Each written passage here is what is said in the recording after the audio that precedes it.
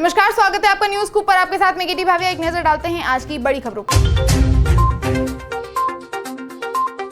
बिहार में ईडी की कार्यवाही, सीनियर आईएएस ऑफिसर संजय हंस और आरजेडी के पूर्व एमएलए गिरफ्तार। ईडी ने शुक्रवार को बिहार कैडर के आईएएस अधिकारी संजीव हंस और पूर्व आरजेडी विधायक गुलाब यादव को मनी लॉन्ड्रिंग मामले में गिरफ्तार किया। हंस को पटना से गिरफ्तार किया, जबकि यादव को एजेंसी ने दिल्ली से गिरफ्तार किया। दोनों को बिहार बिजली मंत्रालय में कथित टेंडर घोटाले के आरोप में अरेस्ट किया गया है। 1997 बैच के आईएएस अधिकारी हंस बिहार ऊर्जा विभाग के प्रधान सचिव रह चुके हैं, जबकि यादव राष्ट्रीय जनता दल के पूर्व विधायक हैं। संजीव हंस ने पंजाब के मोहाली और कसौली में करोड़ों की बेनामी संपत्ति खरीदी हुई है। ईडी ने बिहार की स्पेशल विजिलेंस यूनिट के साथ ये जानकारी शेयर की है। इस मामले में 14 सितंबर को केस दर्ज किया गया था। एसवीयू की टीम ईडी के द्वारा दी गई जानकारी की सही जांच कर रही है। सीएम स्टालिन का पीएम मोदी को पत्र लिखा, जहां हिंदी नहीं चलती वहां उनके कार्यक्रम भी ना हो। तमिलनाडु के मुख्यमंत्री एमके स्टालिन ने 18 अक्टूबर को प्रधानमंत्री नरेंद्र मोदी के नाम एक संदेश जारी किया। सीएम स्टालिन ने पीएम मोदी से कहा कि गैर हिंदी भाषी राज्यों में हिंदी भाषा के कार्यक्रम से बचा जाना चाहिए। तमिलनाडु के मुख्यमंत्री ने पत्र में लिखा कि अगर सरकार गैर हिंदी भाषा राज्यों में हिंदी कार्यक्रम के आयोजन जारी रखना चाहती है तो स्थानीय भाषाओं से संबंधित कार्यक्रमों को भी समान तवज्जो मिलनी चाहिए। आप नेता सत्येंद्र जैन को मिली जमानत, 18 महीने से जेल में बंद थे। आम आदमी पार्टी के नेता सत्येंद्र जैन को दिल्ली की राउज एवेन्यू कोर्ट ने जमानत दे दी है। दिल्ली सरकार में पूर्व मंत्री पिछले 18 महीने से जेल में थे। प्रवर्तन निदेशालय यानी ईडी ने 30 मई 2022 को उनको गिरफ्तार किया था। जैन को कथित रूप से उनसे जुड़ी 4 कंपनियों के माध्यम से मनी लॉन्ड्रिंग के आरोप में गिरफ्तार किया गया था।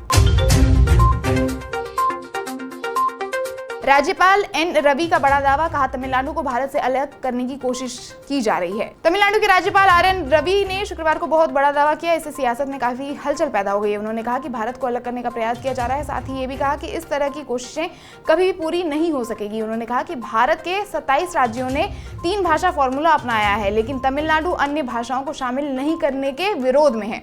और आर.एन. रवि ने हिंदी माह के समापन समारोह में कहा कि तमिलनाडु को भारत से अलग करने का लगातार प्रयास किया जा रहा है। एक जहरीली और अलगाववादी नीति भारत को कमजोर नहीं कर सकती। आज जब हमारा देश पीएम मोदी के साथ आगे बढ़ रहा है, भारत आगे बढ़ रहा है और साथ ही ऐसी ताकतें भी हैं जो भारत को कमजोर करने और हमें वापस वहीं ले जाने की कोशिश कर रही है।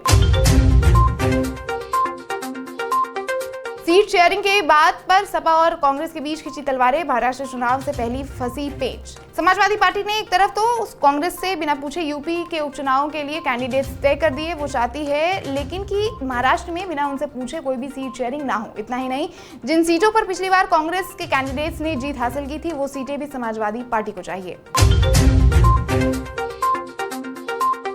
पाकिस्तान में हिंसक हुआ प्रदर्शन, हजारों छात्र कह रहे लड़की का हुआ रेप। पिछले हफ्ते एक प्राइवेट कॉलेज की छात्रा के साथ कथित रेप से जुड़ी खबरें सोशल मीडिया पर वायरल हुई। मामले में पुलिस ने कॉलेज के एक सिक्योरिटी गार्ड को अरेस्ट किया। सरकार कह रही है कि रेप जैसी कोई भी वारदात नहीं हुई है, लेकिन खबर है कि 17 अक्टूबर को प्रोटेस्ट के दौरान छात्रों ने कॉलेज बिल्डिंग में जमकर तोड़फोड़ की, जिसके बाद पुलिस ने उन पर आंसू गैस और लाठियां भी बरसाई। कमला हैरिस को ओबामा का समर्थन अभियान को मजबूत बनाने में निभा रहे हैं अहम भूमिका। अमेरिका के राष्ट्रपति चुनाव के लिए अगले महीने की 5 तारीख को मतदान होगा। इस चुनावी माहौल में डेमोक्रेटिक पार्टी की उम्मीदवार कमला हैरिस के लिए पूर्व राष्ट्रपति बराक ओबामा प्रचार में उतर आए हैं। ओबामा और उनकी पत्नी मिशेल के साथ कमला हैरिस कई जगह प्रचार करेगी। उनका उद्देश्य डेमोक्रेटिक मतदाताओं को एकजुट करना और चुनाव के नजदीक आते ही राजनीतिक ताकत का प्रदर्शन करना है। हालांकि पूर्व राष्ट्रपति की लोकप्रियता इस बात की ओर इशारा करती है कि वो उन राज्यों में महत्वपूर्ण साबित हो सकते हैं जहां जीत का अंतर कम है।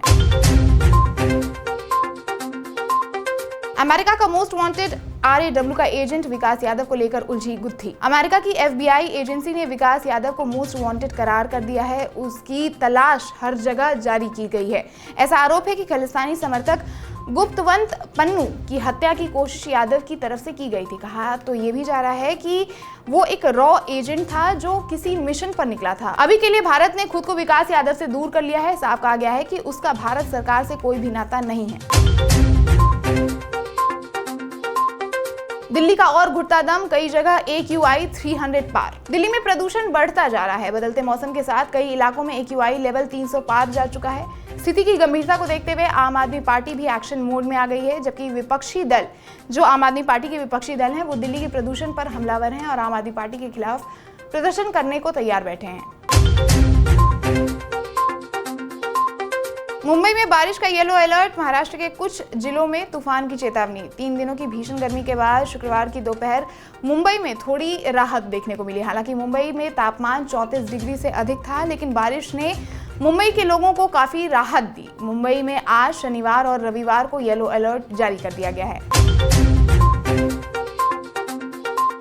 तो ये थी अब तक की बड़ी खबरें। बाकी देश दुनिया की तमाम खबरों को देखने के लिए न्यूज़ स्कूप से जुड़े रहें। हमारे चैनल को सब्सक्राइब करें अगर अभी तक आपने चैनल को सब्सक्राइब नहीं किया है। साथ ही नोटिफिकेशन के लिए बेल आइकन को प्रेस करना बिल्कुल ना भूलें। नमस्कार।